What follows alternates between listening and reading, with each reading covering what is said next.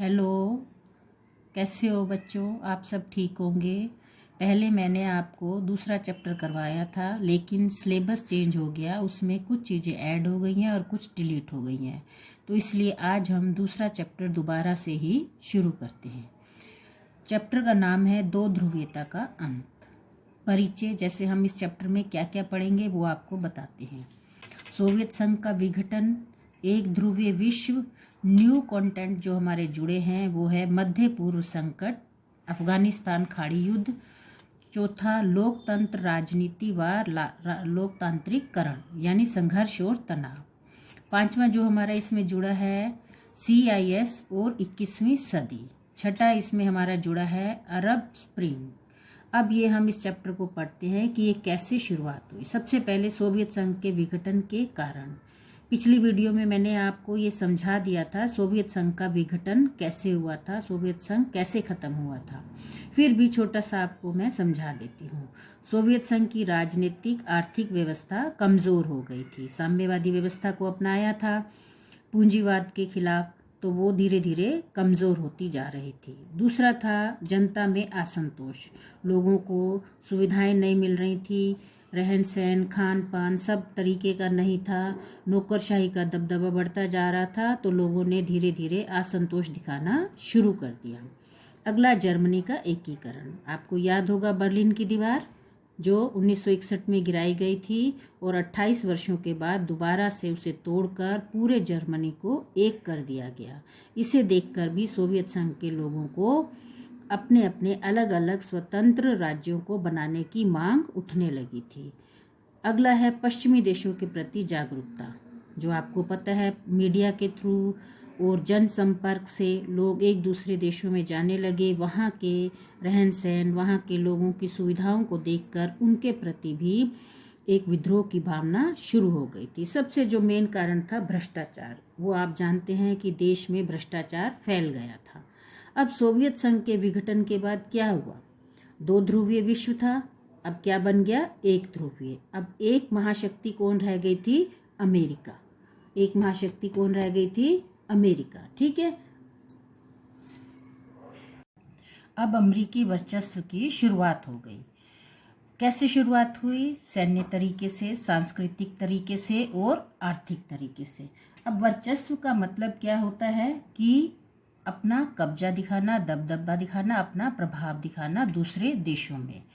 अमेरिकी वर्चस्व कैसे हुआ? तीनों तरीके से। सैन्य तरीके से, यह आपको थोड़ा सा मैं समझाती हूँ।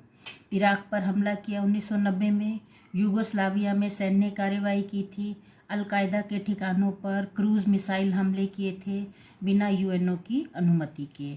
इराक पर आक्रमण किया 2003 में, जिसमें 40 से ज़्यादा देश शामिल हो गए थे और बिना UNO की अनुमति के। सामूहिक क्या कहा गया, क्यों किया है कि सामूहिक संहार के हथियारों पर रोक लगाने के लिए हमने इराक पर हमला किया है। लेकिन उनका असली मकसद क्या था?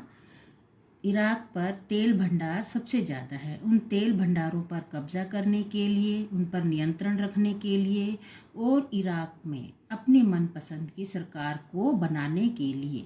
इस तरीके से ये पता लगता है कि अमेरिका की सेना का कितना ताकतवर है, कितनी ताकतवर है। जितने नाटो पढ़ा पहले चैप्टर में आपने, जिसमें 12 देश शामिल थे, नाटो के देशों के बराबर जितना वो 12 देश खर्च करते हैं, अमेरिका अकेला उससे ज़्यादा अपना खर्च सेना पर करता है। अगला अफगान युद्ध। ये इराक युद्ध और अफगान युद्ध हम अगले भाग में पढ़ेंगे। अभी हम अमेरिकी वर्चस्व के बारे में आपको समझा रहे हैं। आर्थिक वर्चस्व क्या है? सार्वजनिक वस्तुएं, जितनी भी सार्वजनिक वस्तुएं आती हैं हमारी, वो सारी अमेरिका से ही आती हैं, चाहे किसी तरीके की भी हो, वो अमेरिका से ही आती हैं। समुद्री जल मार्ग, जितने भी समुद्री जल मार्ग पर हैं उन पर सब पर ज़्यादा दबदबा अमेरिका का ही है। इंटरनेट आप समझते हो, जिसके थ्रू आपको मैं चैप्टर पढ़ा रही हूँ, समझा रही हूँ, www। इसकी शुरुआत कब हुई थी? 1950 में। विश्व की अर्थव्यवस्था का जितना भी होता है उसमें 21% भागीदारी अमेरिका की होती है। विश्व बैंक, अंतर्राष्ट्रीय मुद्रा कोष, विश्व व्यापार संगठन, ये सब अमेरिका के अधीन है। एक सबसे जो महत्वपूर्ण है एमबीए, सुना है आपने नाम एमबीए। एमबीए की शुरुआत जो थी यूनिवर्सिटी ऑफ पेंसिल्वेनिया में सबसे पहला विश्व का बिजनेस स्कूल खुला, जिसका अभिप्राय है मास्टर ऑफ बिजनेस एडमिनिस्ट्रेशन। इसकी शुरुआत अमेरिका ने ही की थी। इन्होंने व्यापार को भी एक कौशल बना दिया, कला बना दिया। इसकी स्थापना 1881 में हुई थी। जो सबसे पहले पाठ्यक्रम शुरू हुआ वो 1900 में शुरू हुआ था। अमेरिका से बाहर के देशों में 1950 में शुरू हुआ था। आपको पता है बच्चे आज सबसे ज़्यादा बच्चे एमबीए ही करना चाहते हैं। ठीक है, अब अगला है हमारा सांस्कृतिक विचारधारा। अमेरिका की जो विचारधारा है वो बिल्कुल लुभावनी है। संस्कृति लुभावनी है, ना चाहते हुए भी हम उसे सहज रूप से इस्तेमाल करते हैं और स्वीकार कर लेते हैं। आप जीन्स पहनते होंगे, पिज़्ज़ा, बर्गर और इस तरह की बहुत चीज़ें जो बिना आपको पता हम अमेरिका की चीज़ों को इस्तेमाल धीरे धीरे करते रहते हैं। जीन्स पहनना एक अच्छा जीवन का प्रतीक माना जाता है और हम बिना सोचे समझे अमेरिका की बहुत चीज़ों को ही मानते हैं। अमेरिकी वर्चस्व के बाद अब हम पढ़ेंगे जो नया हमारा जुड़ा है मध्य पूर्व संकट, जिसे मिडल ईस्ट क्राइसिस भी कहते हैं। इसमें हम अफगानिस्तान व खाड़ी युद्ध के बारे में पढ़ेंगे। छोटा सा मैंने मैप बनाया है समझाने के लिए कि अफगानिस्तान कहाँ है। इस तरफ उसकी सीमाएं किस किस से टच करती हैं, पाकिस्तान, तजाकिस्तान, चाइना, तुर्किस्तान, ईरान। अब वहाँ पर अफगानिस्तान में सरकार किसकी थी? साम्यवादी व्यवस्था की। साम्यवादी व्यवस्था किस गुट में था? सोवियत गुट में। अफगान युद्ध किस लिए चला? इसका ये था कि जो वहाँ के राष्ट्रपति थे नजीबुल्लाह राष्ट्रपति थे जो कम्युनिस्ट पार्टी के थे, और अमेरिका और पाकिस्तान जो थे वो वहाँ के मुजाहिदों को मदद कर रहे थे इस सरकार के खिलाफ। ये लगभग कितने साल तक चला? 10 साल तक, 79 से लेकर 89 तक। अब इसमें अमेरिका और पाकिस्तान इन सब ने मिलकर युद्ध किया, लेकिन इसमें सबसे ज़्यादा नुकसान जो हुआ सोवियत संघ को हुआ। 10 साल तक लगातार युद्ध करने के बाद सोवियत संघ के 50,000 सैनिक मारे गए। विघटन के एक कारण में इसे भी कहा जाता है कि सोवियत संघ का जो विघटन हुआ उसमें एक कारण इसे भी माना जाता है। इस युद्ध से आतंकवाद को जमीन मिली, यानी यहीं से आतंकवाद की शुरुआत हुई। ओसामा बिन लादेन, तालिबान, ये सब आपको याद होंगे आतंकवादी संगठन है। 9/11 की घटना जो अमेरिका में हुई थी, 4 विमानों को अपहरण कर लिया था और उन्हें गिरा दिया था। 3000 के आसपास लोग मारे गए थे। इससे जो अमेरिका थी वो खुंदक खा गई थी और वो इन ओसामा बिन लादेन और तालिबान को मारना चाहती थी। अब यहीं से एक ध्रुवीय विश्व और अमेरिका के वर्चस्व की शुरुआत होती है। प्रथम खाड़ी युद्ध कब शुरू हुआ था? 1990 में। कैसे हुआ? इराक ने कुवैत पर हमला कर लिया था। इराक और कुवैत दोनों पड़ोसी देश हैं। इराक ने कुवैत पर हमला कर लिया। यूएनओ ने इराक को समझाने की पहल की, कोशिश की, लेकिन इराक नहीं माना। नहीं मानने पर यूएनओ ने बल प्रयोग की अनुमति दे दी। उस टाइम अमेरिकी राष्ट्रपति जॉर्ज बुश थे और उन्होंने इसे नई विश्व व्यवस्था की संज्ञा दी, नाम दिया। 34 देश मिले। 6,60,000 सैनिकों ने इराक पर हमला कर दिया। उस टाइम अमेरिकी जनरल नॉर्मन श्वार्ज़कॉफ के अधीन युद्ध हुआ था। इसे हम प्रथम खाड़ी युद्ध भी कहते हैं। यूएनओ ने इसका नाम दिया ऑपरेशन डेजर्ट स्टॉर्म। उस समय इराक के राष्ट्रपति थे सद्दाम हुसैन। उन्होंने भी हार नहीं मानी। उन्होंने भी कहा 100 जंगों की एक जंग। आखिरकार इराक हार गया और उसे कुवैत को मुक्त करना पड़ा, कुवैत को छोड़ना पड़ा। इस युद्ध में स्मार्ट बम्बों का प्रयोग हुआ, इसलिए इसे कंप्यूटर युद्ध, क्योंकि लगातार टीवी पर इसकी कवरेज आई थी। वीडियो गेम वार भी कहा गया।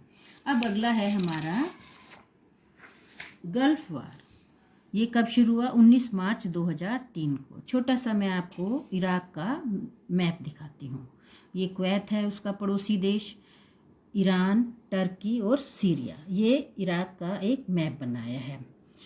अब ये फारस की खाड़ी में स्थित है, इसलिए इसे खाड़ी देश भी कहा जाता है। वहाँ अमेरिका ने शुरू किया था ऑपरेशन इराक की फ्रीडम। उस टाइम अमेरिका के राष्ट्रपति थे जॉर्ज डब्ल्यू बुश। उन्होंने इसे क्यों चलाया था? क्योंकि केन्या और दार ए सलाम के अमेरिकी दूतावासों में बम विस्फोट हुए थे, जिसको जिम्मेवार अल कायदा को ठहराया गया था। उस टाइम अल कायदा के ठिकानों पर उन्होंने क्रूज मिसाइलों का प्रयोग किया और उन्होंने कारण क्या बताया? सामूहिक संहार के हथियारों को बनाने के लिए रोकना। अमेरिका ने कहा कि ये लोगों को परेशान करने के लिए जो हथियार बना रहे हैं उनको हमें रोकना है। लेकिन वास्तव में हम सभी जानते हैं अमेरिका का असली मकसद क्या था। एक तो तेल के भंडार प्राप्त करना, दूसरा अमेरिका की मनपसंद सरकार वहां पर बनाना। इस युद्ध के लिए यूएनओ ने अनुमति नहीं दी थी। 40 से ज़्यादा देश शामिल हो गए थे और 3000 के आसपास अमेरिकी सैनिक मारे गए थे और 50,000 इराक के नागरिक मारे गए थे। इस तरह से ये युद्ध हुआ था। अगला है हमारा CIS और 21वीं सदी। ये हमारे चैप्टर में नया जुड़ा है। इसका मीनिंग क्या है? कॉमनवेल्थ ऑफ इंडिपेंडेंट स्टेट्स, यानी स्वतंत्र देशों का राष्ट्रकुल। कितने सदस्य थे इसमें? 12 देश शामिल थे। और ये कब बना था? 1991 में। किन लोगों ने मिलकर, किन देशों ने मिलकर बनाया था? रूस, यूक्रेन और बेलारूस ने USSR को खत्म करके स्वतंत्र देशों का राष्ट्रकुल बनाया था। इसमें शामिल देश कौन कौन से थे ये हम देखते हैं। सबसे पहले रूस, दूसरा बेलारूस, तीसरा यूक्रेन, चौथा मालदोवा, पांचवा अर्मेनिया, छठा अजरबैजान, सातवां तुर्कमेनिस्तान, आठवां उज्बेकिस्तान और 9वां कजाकिस्तान, 10वां ताजिकिस्तान, 11वां किर्गिज़स्तान और 12वां जो हमारा 1993 में जुड़ा था वो था जॉर्जिया। ये लगभग वही देश थे जो USSR के ही देश थे। अब इन्होंने एक नया संगठन बना लिया था जिसका नाम दिया था CIS। अब इनका मेन उद्देश्य क्या था कि हम आपस में ही आर्थिक, राजनीतिक और व्यापारिक तरीके से एक दूसरे की मदद करें। लेकिन जैसे आपको पहले भी पता है कि रूस सबसे शक्तिशाली देश था, उसने इन सब पर अपना कंट्रोल कर रखा था। रूस क्षेत्रफल में सबसे ज़्यादा है, तेल के भंडार सबसे ज़्यादा है, इसलिए रूस इन सब को अपने अधिकार में कहीं ना कहीं रखता ही है। अब अगला हम पढ़ते हैं संघर्ष और तनाव। अब इन देशों के बीच में आपस में संघर्ष और तनाव लगातार ही चलता रहा। गृह युद्ध व बगावत इनमें हमेशा ही चलते रहे। अलगाववादी आंदोलन शुरू हुए। अपने ही देश से अलग होने की, नए देश को बनाने की इनकी हमेशा ही लड़ाइयाँ चलती रहें। चाहे चन्या व दागिस्तान में आप देखेंगे, मॉस्को में इन्हें रोकने के लिए अमानवीय तरीके से बमबारी भी की थी। ऐसे ही अजरबैजान में गृह युद्ध हुआ। वो अलग होकर, वहाँ के कुछ लोग अलग होकर अर्मेनिया में मिलना चाहते थे। जॉर्जिया में इसी तरह गृह युद्ध चल रहा है। पूर्वी यूरोप में चेकोस्लोवाकिया में गृह युद्ध चल रहा है, जो अलग 2 देश बन गए, चेक व स्लोवाकिया। ऐसे ही युगोस्लाविया में गृह युद्ध हुआ। इन सब के युद्धों के कारण क्या थे? संसाधनों के विशाल भंडार। अब हम आपको अगला पढ़ाते हैं अरब स्प्रिंग। इससे पहले आप मैप देखेंगे। अरब स्प्रिंग, इसे हम अरब अवेकनिंग भी कहते हैं, डेमोक्रेसी अपस्प्रिंग भी कहते हैं, डेथ ऑफ फियर भी कहते हैं। इसकी शुरुआत कब हुई थी? 2011 के आसपास।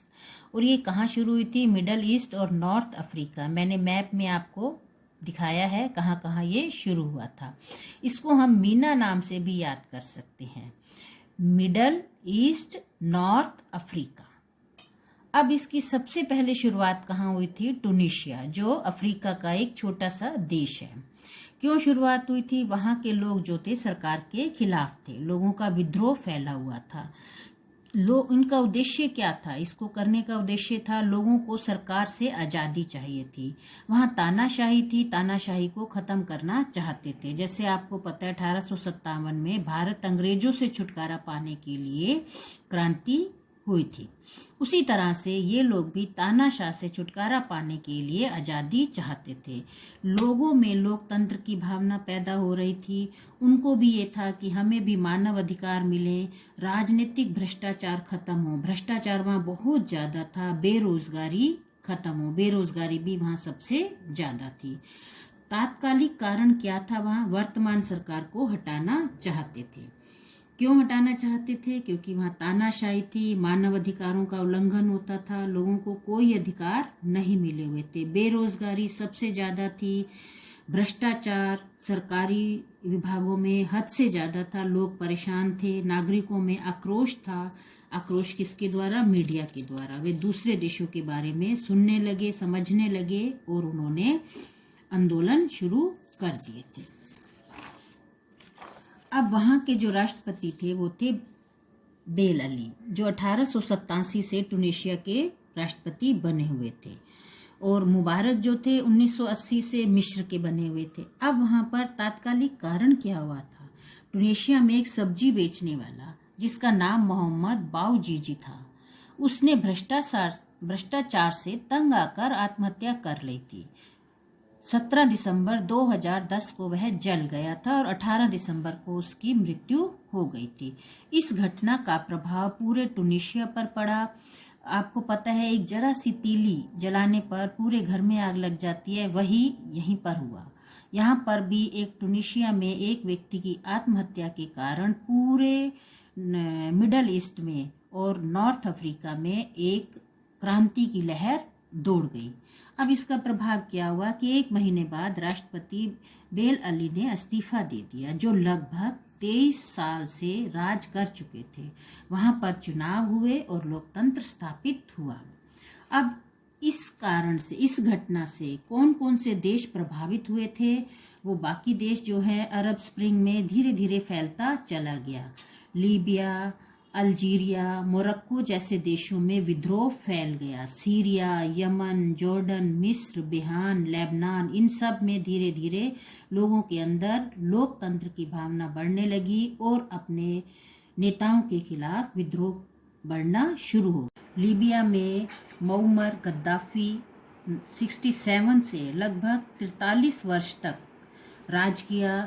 यूएनओ की अनुमति से यूएसए और नाटो सदस्यों ने मिलकर हवाई हमले किए और गद्दाफी को मार गिराया, लेकिन आज भी वहां गृह युद्ध चल रहा है। ऐसे ही इजिप्त, होस्नी मुबारक थे, 30 वर्ष वहां रहे। टूनिशिया का विद्रोह देखकर वहां की जनता भी तख्ता पलट के लिए तैयार हो गई। वहां की जनता भी अब चाहती थी कि मुबारक को हटा दिया जाए। अब शासन सेना के हाथ में हो गई। लोकतंत्र एक भ्रम था, वहां सेना को दे दिया, लेकिन सेना ने भी वही कार्य किया। लोकतंत्र एक भ्रम बनकर रह गया। 25 जनवरी 2011 को विद्रोह शुरू हुआ था, लगभग 18 दिन चला। जनता को बहुत दबाने की कोशिश की, लेकिन मुबारक को हटना ही पड़ा और वहां पर चुनाव करवाए गए। अगला है हमारा यमन। यहाँ जनवरी 2011 से आंदोलन शुरू हुए। उस टाइम वहाँ के राष्ट्रपति थे अली अब्दुल्लाह सालेह। जनता की मांग क्या थी कि बेरोजगारी खत्म हो, भ्रष्टाचार खत्म हो, व तानाशाही खत्म हो। यमन की राजधानी सन्ना में 16,000 प्रदर्शनकारियों ने प्रदर्शन किया। इसी तरह से 27 जनवरी 2011 को प्रदर्शन किया। 3 फरवरी 2011 को 20,000 लोगों ने प्रदर्शन किया। सालेह अपना छोड़कर सऊदी अरब भाग गया और बहाना ये बनाया कि इलाज के लिए चला गया है, और अपनी शक्ति वाइस प्रेसिडेंट जो उस टाइम मंसूर हादी थे उनको देकर चले गए। अब वो हट गए, आने के बाद हटा दिया गया उन्हें। वहाँ पर चुनाव हुए और मंसूर अल हादी को दोबारा से नियुक्त कर दिया गया। अगला इसी तरह से सीरिया में 2 संप्रदायों के बीच में लड़ाई है, शिया और सुन्नी के बीच में। 26 जनवरी 2011 से शुरू हुआ। उस टाइम राष्ट्रपति थे बशर अल असद।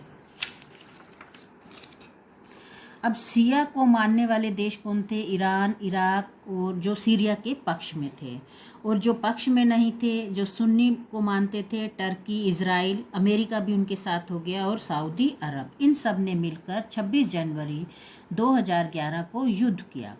अमेरिका ने सीरिया को परमाणु व जैविक हथियारों को चलाने के लिए मना किया था, लेकिन सीरिया नहीं माना, तो गुस्से में अमेरिका ने भी अपनी मिसाइलें छोड़ी। अब इन जितने भी देशों में हुआ उस अरब स्प्रिंग के नाम से जाना जाता है। अरब स्प्रिंग के परिणाम क्या हुआ? टूनीशिया को छोड़कर ज़्यादा प्रभाव कहीं नहीं दिखाई दिया। टूनीशिया में ही लोकतंत्र स्थापित हुआ और वहाँ पर चुनाव हुए। उसको देखते हुए सऊदी अरब ने पहले से ही सुधार कार्य शुरू कर दिए कि मेरे देश में तानाशाह के विरुद्ध क्रांति ना शुरू हो जाए, आंदोलन ना शुरू हो जाए। उन्होंने रोजगार देने शुरू कर दिए और राजनीतिक सुधार शुरू कर दिए। पर्यटन खत्म हो गया। जो लोग घूमने जाते थे, इन युद्धों के कारण लोगों ने वहां जाना आना बंद कर दिया। अब बहुध्रुवीय विश्व व्यवस्था, अब एक ध्रुवीय व्यवस्था की जगह ये शुरुआत हो रही है कि बहुध्रुवीय विश्व व्यवस्था की शुरुआत हो। इसमें सबसे पहले सामूहिक सुरक्षा का ध्यान रखा जाए। हर देश दूसरे देश की सुरक्षा का ध्यान रखे और उसी के हिसाब से आगे बढ़े। क्षेत्रीय संगठनों को मान्यता दी जाए। शांति द्वारा संघर्षों का समाधान किया जाए। स्वतंत्र विदेश नीति अपनाई जाए। हर देश की अपनी स्वतंत्र नीति हो, किसी के दबाव में आकर वो अपनी विदेश नीति को ना बनाए। और अंत में हमें यूएनओ को शक्तिशाली बनाया जाए, जिससे किसी भी देश पर कोई भी संकट आए तो यूएनओ की बात को सब माने और उसे ध्यान रखें। धन्यवाद। आशा है आपको अच्छा लगा होगा।